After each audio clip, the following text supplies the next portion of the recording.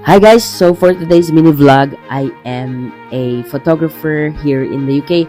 I just wanted to show you what I do here. I am a natural photographer, so mostly I lurk in the background and take picture of every emotion, whatever is happening. Ayun, so I just document it para natural lahat yung lalabas sa photos ko. This one is a good crowd kasi marami tayong kabayan dito and most of them kakilala na natin. So, I feel that I belong dito sa wedding na to. Andyan si Kuya Joel, siya yung kumanta ng wedding march. And also, maraming Pilipino na nandun. So, hindi ka talaga ma-OOP. And what I like about this is I can share with you my craft. So, I hope you enjoy this mini vlog.